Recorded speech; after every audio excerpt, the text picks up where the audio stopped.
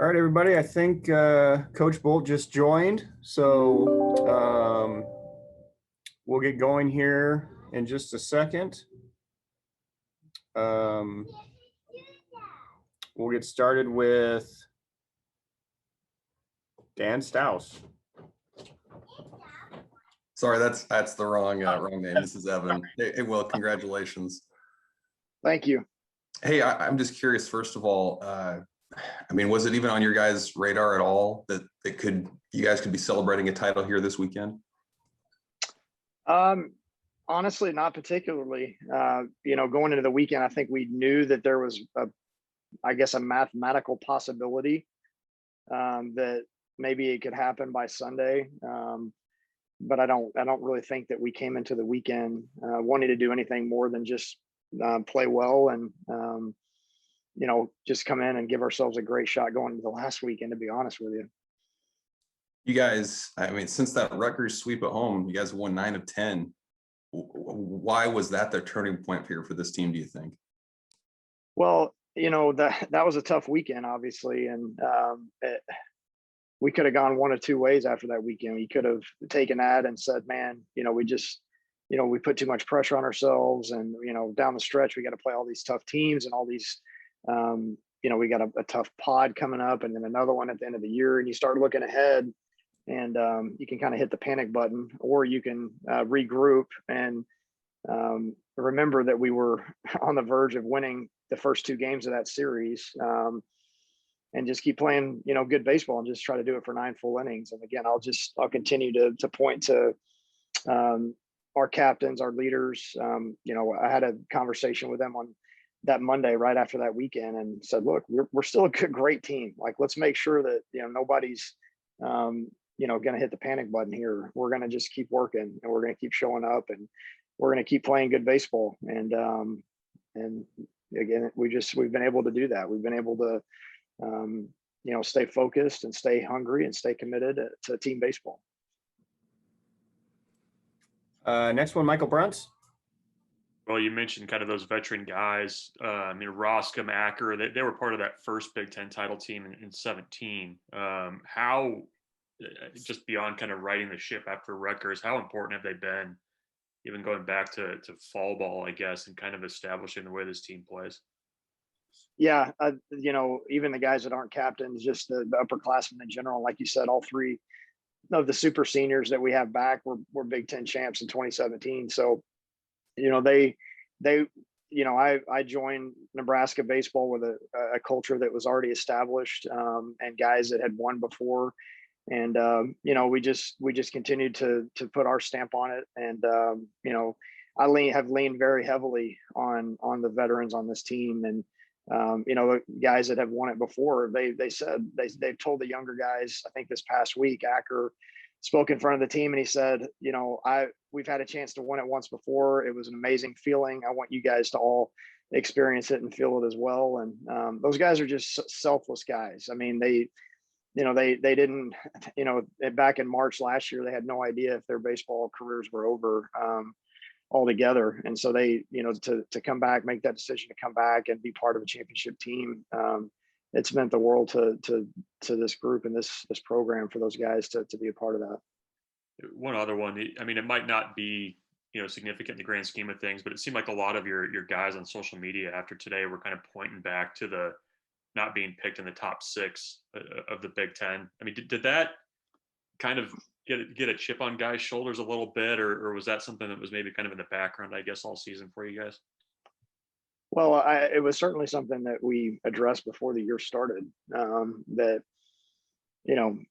again, I don't pay attention much to that stuff, and we don't talk about it when we are ranked, we aren't ranked, but just said, hey, this is where people think we're at, and just reminding everybody on a daily basis how razor thin the line is between being in first place and being in 6th, 7th, or 8th place. It's gonna be separated by a few games here and there, and if we want to say that we're better than that, we've got to show up and do the things that are required to be champs. And they've done that. They've used some of that motivation where people maybe thought that we weren't going to do it, or we weren't capable of doing it. And I think we knew going back to the fall, this group had kind of a quiet confidence about themselves that we felt like we are going to be a good team. We are going to be a competitive team. And these guys love being around each other. And yeah, I think they may have leaned on that a little bit throughout the year. Not something that we necessarily addressed or talked about, during the season. We just talk about trying to be the toughest team in the country, quite honestly. If we feel like we do that, then we got a chance to play for a while. Thanks. Steve Sipple. I will. I had a couple of questions. One just sprang up with that last comment you made. When you say it's your goal to be the toughest team in the country, what does that, like, what goes in to being a tough team in your mind? Well, we always talk about it, the tougher team wins just about every time on any given day. I mean, and that the most mentally tough team is going to be the most focused team, the team that's most dedicated to playing team baseball on any given day, being the most competitive team, the team that's most able to put aside any sort of distractions or outside variables and just go out and compete and just do it pitch to pitch and do it every day and show up and do those things. And, it's just something that we really believe in, that the tougher team wins. And, we can have these goals of saying we need X amount of wins or we need to do this, that, or the other. We can keep it pretty simple and say we want to be the toughest team in the country. And in order to do that, you've got to show up every day. And so feel like if we're the toughest team in the country, that means we get to play for a while. I know all this is happening pretty quickly, Will, but there's going to be inevitable comparisons to Van Horn because he got it going really quickly here, really in his second year. How do you feel about those comparisons? Does that bother you? I mean, they're inevitable. Well, I mean, Dave is a winner. I mean, Dave is he's one of the best college baseball coaches of all time. So I have a long way to go to even be considered to be in the same category as him as a coach. And he inherited a program that was far further away, when he got here than I did with Darren and the culture that he had established. So, anybody that would like to make that comparison, I'd be flattered by it because I have all the respect in the world for Coach Van Horn. But we just gotta, we just gotta continue to put together consistent games and have a consistent program. And, that's really what my goal is. But yeah, that people can make the comparisons if they want. It doesn't bother me. Coach he's one of my mentors, and I wouldn't be where I am today without him. Thank you, Will, and congrats. Thank you. Clark Grell. Coach, congratulations. Do you recall at what point in the game or how you found out that Maryland beat Michigan, and kind of what was your initial thought after Caleb threw that last strike? We found out Curtis Ledbetter, our director of operations, came and kind of just tapped me on the shoulder. I believe it was in the fifth inning of our game and just said, "It's championship Sunday today." That was all he said. And so I kind of got where he was coming from. And then they put the score of that game, I think, up on the scoreboard at Indiana about the seventh inning. And I think that's when our players, it kind of sunk into them. And obviously we had to finish the game off. But I was proud of our guys. They did not. We talked on the bus before we got off the bus to go take BP this morning. I said, look, Ohio State needs to be our sole focus. We can't worry about what's going on in that other game. And nobody was asking, nobody was, trying to figure out what was going on in the other game. We just showed up and played great. And I thought it was our best game of the year, quite honestly. Cole Peterson.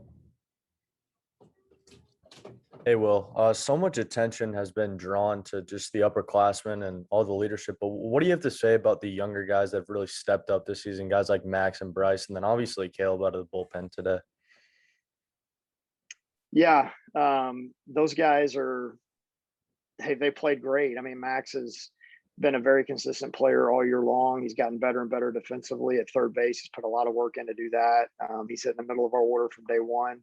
And Bryce Matthews, is what he's done may be equally as impressive just from the standpoint of him having to overcome some adversity throughout the year.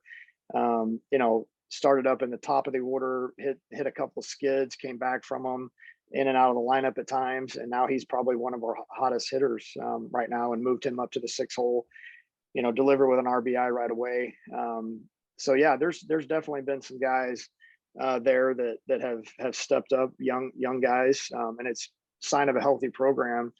When you've got not only just a bunch of veteran guys that are playing well and playing at a high level, but you've got some younger guys that are chipping in as well too. And then one more, if I could, just the bullpen today. Max giving you 4 shutout innings. How important was that just to get him back on track and the leadership he provides out of the bullpen? And then just overall today, a bullpen day, giving up 0 runs and blanking one of the top offenses in the Big Ten.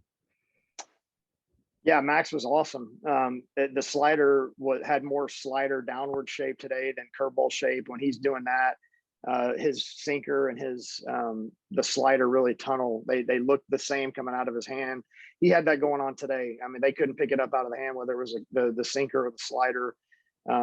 He was very, very good. I think the first pitch he threw, he gave up a double, and then he got out of that inning with some punch outs and then just rolled after that. Cal Perry, we weren't necessarily expecting him to go 2 innings today, but the first inning, he was so sharp, we sent him back out, was able to keep his pitch count around 30. Martin came in and got his lefty, really sharp. Cam Wynn was really, really good, and it was good to see Feakin finish it off. Thank you. Congratulations. Appreciate it. Evan Bland. Well, I'm just curious too, when you look at winning a title this year in such a unique year without the non-conference games and the COVID protocols and everything, what do you think you'll look back on and be most proud about what this team overcame to get this very unique regular season title? Yeah, I mean, there's a lot that they've had to sacrifice to stay on the field, period. From social life to, again, you just gotta, in a year like this, you just can't really do much of anything. Are you going to jeopardize having a chance to compete at all? So it started in the fall.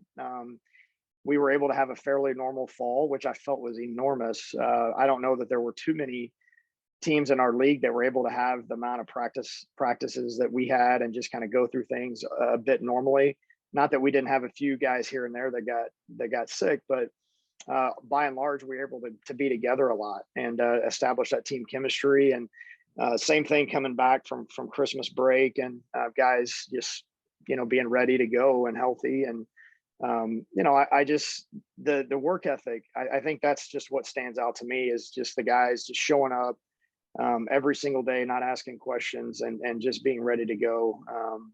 But just the overall sacrifices that it takes to do that. I mean, you have to be very, very focused and very, very determined to do that. Thanks, Will. Congrats. Appreciate it. All right. Looks like we're our last one. And Steve Sipple, if anyone else has a question, just toss in the chat queue. Steve Sipple. Thank you, Jeremy. Again, I know things are moving quickly here, but would you say, Will, that coaches always talk about the process of building programs, rebuilding programs. Is that process ahead of schedule? Is that what this signifies to you or not? Well, like I said, I mean, this wasn't a rebuild.